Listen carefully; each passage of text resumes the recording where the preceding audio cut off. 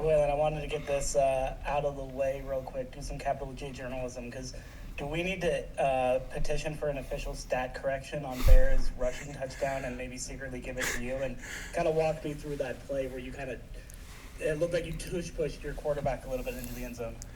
Yeah, I mean, we all know this Bear doesn't go down, so, just following behind him and just seeing where he was going to be at. I knew he was going to be stood up. So I knew there was an opportunity to push the pile. I didn't know it was going to be right there at the goal line, but I knew it was going to come. So I was just following him down the field, and just trying to make a play for the team.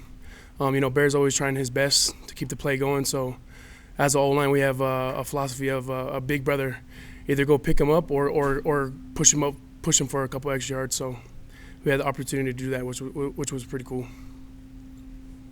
Next question from Brandon Gurney.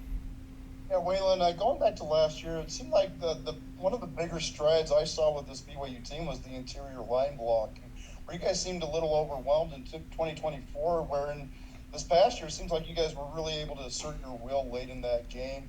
What strides have you seen from your interior linemen, and how were you able to get that done against a team like Utah? I think it's just our preparation throughout the week. We knew we had to win the line of scrimmage, especially later in the game, The run game is kind of like compound interest. It gets harder for them to defend it later in the game as long as we keep our physicality up and just keep pushing the line. Next question from Jake Hatch. Yeah, Weylin, just wanted to ask you, how are you feeling physically? I know you had a slow start to the season, you had some injuries and the like, but how are you feeling right now? Man, I'm feeling great. Pretty much at 100% now. I had to deal with some small minor injuries earlier in the season, but I'm feeling good now. You guys have been rotating pretty heavily at guard. Can you just kind of walk us through that and how you adjust to not playing every snap of every game? To be honest, it's been nice taking some snaps off of my body and, just being able to be healthy later in the season. And props to Sonny, Kyle, and Austin, too. I think we're all pretty solid and we're all good enough to start. So, just having that rotation and taking snaps off of our body has been nice. Next question from Jay Drew.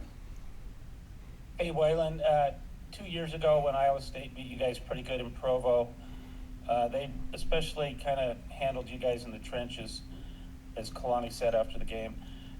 Does that game still resonate? Do you guys still remember that? I know it was 2 years ago, and what's kind of the feeling among the guys as you go to play Iowa State again? Man, yeah, it definitely still left a bad taste in my mouth. We got handled pretty well up front. I think just using that as some extra motivation throughout the week and remembering what happened in LES and, and trying to do it to them this coming up Saturday. Next question from Brandon Gurney. Yeah, Weylin, Kalani spoke at length about this, but you guys are in a remarkably similar spot as you were last year, where you were undefeated after Utah, and last year you lost 2 straight. How aware is the team of that, and what strides are you guys making to avoid that same fate this time around? I think we're very aware. The game this past weekend it was a very emotional game, so I just think. Just kind of letting yourself emotionally realize that and then, letting it go. It was fun. It was good.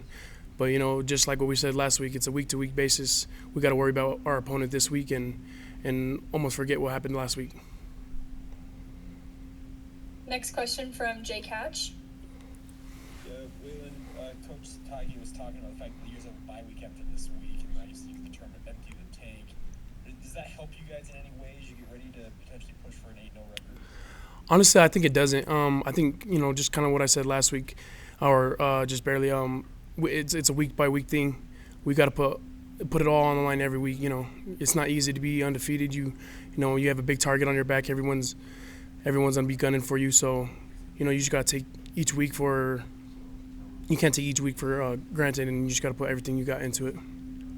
I also wanted to ask you, just in terms of the level of play now in the Big 12, have you noticed how – because we look at the standings as media, we look at how crazy these games go each week. You see the teams are beating up on each other. How do you guys stay above the fray when it comes to that?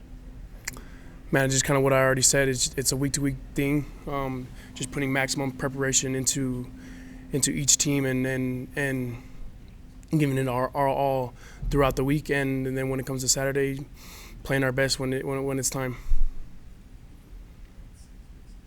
All right, do we have any others for Weylin?